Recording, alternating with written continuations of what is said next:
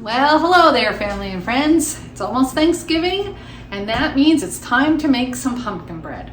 So that's what we're going to do today. This is an older classic recipe. I've been making it for many, many years. And what makes it really unique, besides being an old family recipe, is that we bake it in metal coffee cans. So metal coffee cans in today's day and age are a little hard to find.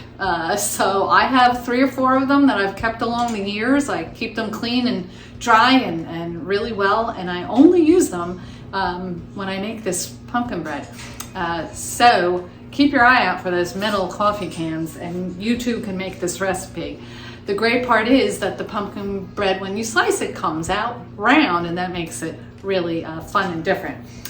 So I've got us all set up here, including our well-greased coffee cans. I've got 3 of those. I just spray them with a bunch of pan and make sure that they're nice and greased all along, because the bread, when it bakes, is going to rise above, slightly above the top of the can. So it's got to be well greased everywhere inside.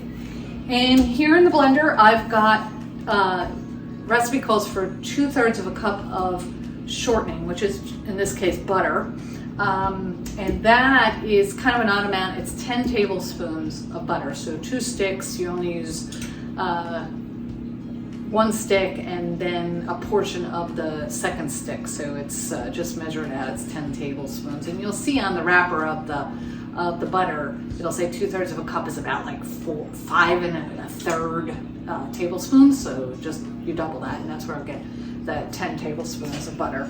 And I have mixed that with 2 cups of sugar already to speed things up for us today. This is the old recipe, and I will post it at the end of the video. It calls for 2 2/3 cup of sugar. I'm cutting that back a little bit today. This could be rather sweet, this recipe, so if you want to try it and you like a sweeter pumpkin bread, go ahead and use the full 2 2/3 cups. I'm going to use 2 today. So what we do next, what we've got here next, is a bunch of ingredients that can kind of all go in, and you're just going to combine everything. So pretty easy recipe. I've got 4 eggs.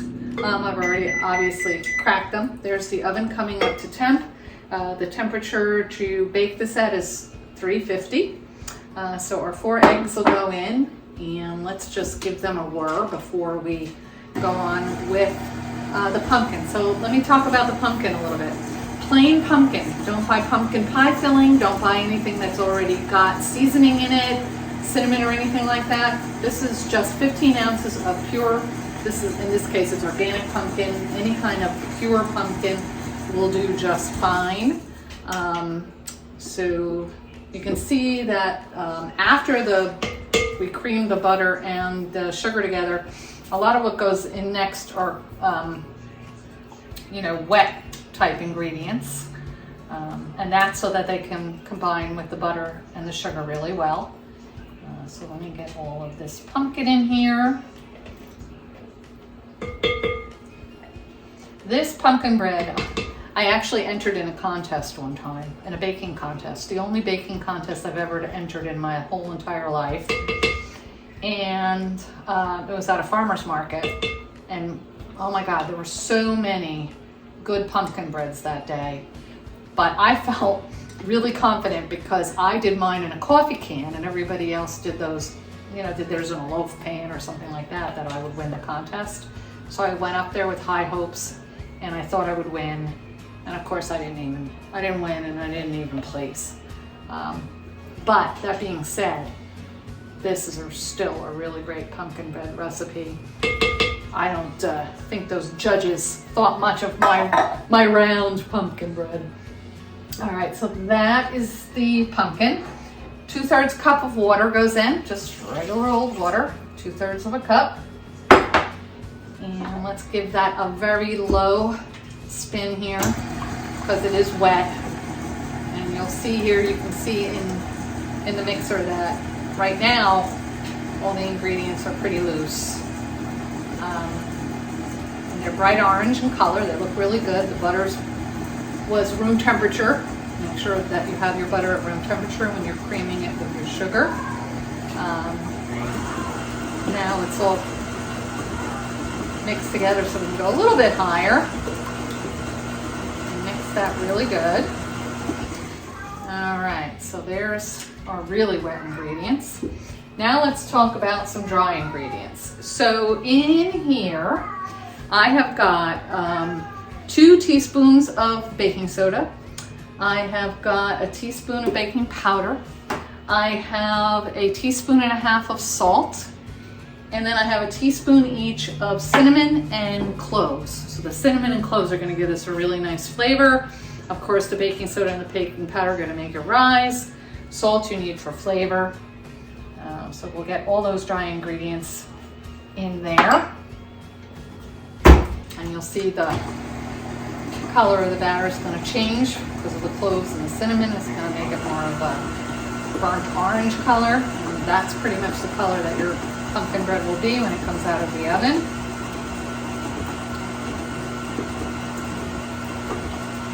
Alright. Okay, and the next thing that we have is our flour. So we have 3 1/3 cup of flour. Even if you cut the sugar like I did, do not cut the flour because the flour is going to give the pumpkin bread its consistency. So we're just going to pour that in carefully so you don't get covered in flour. Alright, and let that go very, very slow, like I said, so you don't get covered in flour, and the flour will now incorporate in the batter.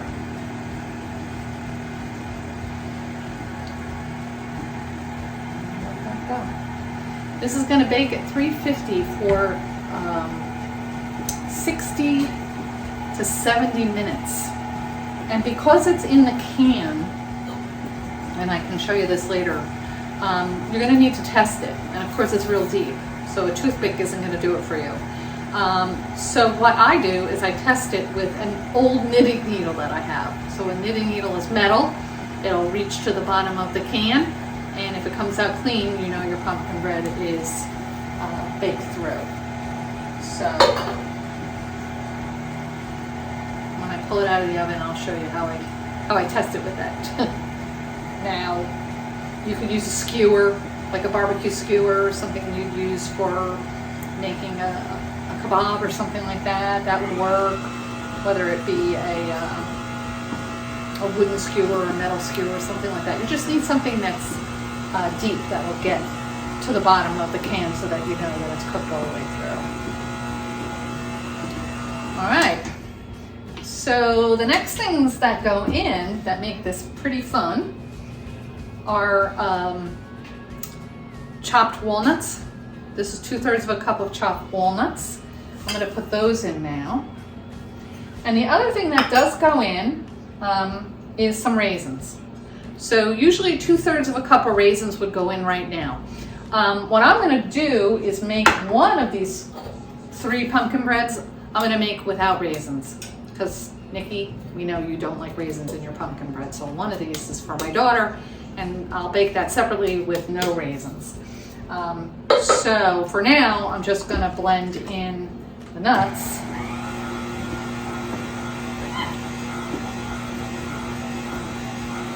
And I will hold off on the raisins. I'll put some of this batter into one of the coffee cans.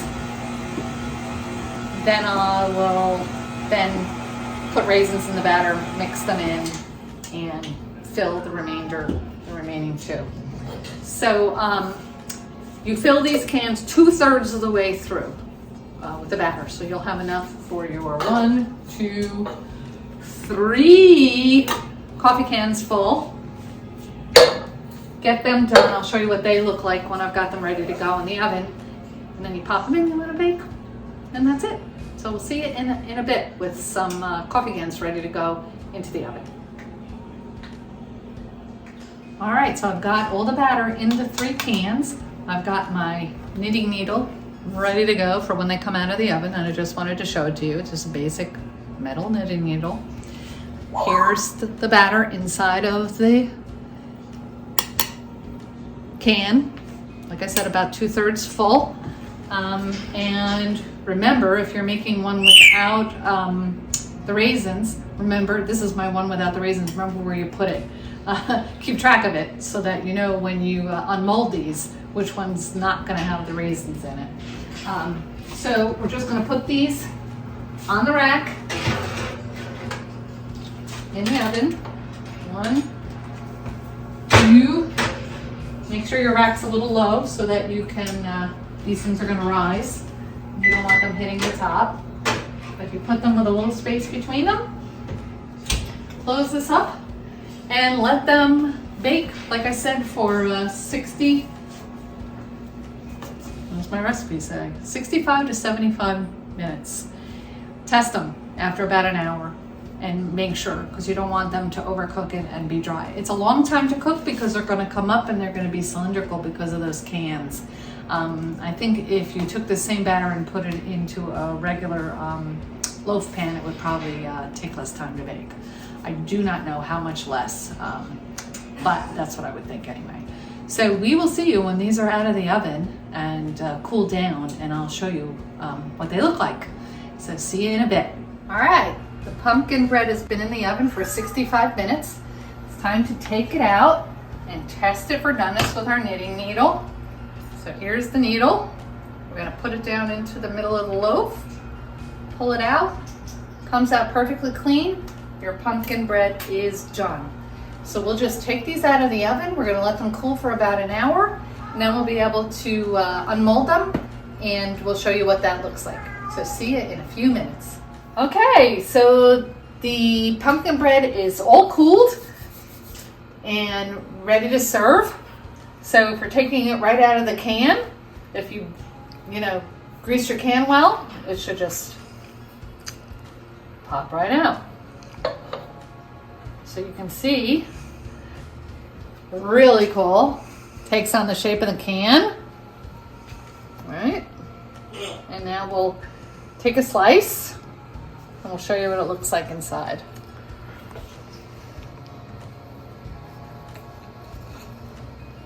So beautiful, nice and moist and delicious. So for Thanksgiving, can't ask for anything better than this for dessert. You can serve it with some whipped cream or a little ice cream. Would be really, really good.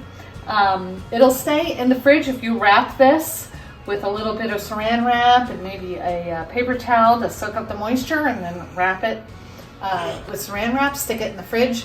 This will last for weeks, probably at least 3 weeks.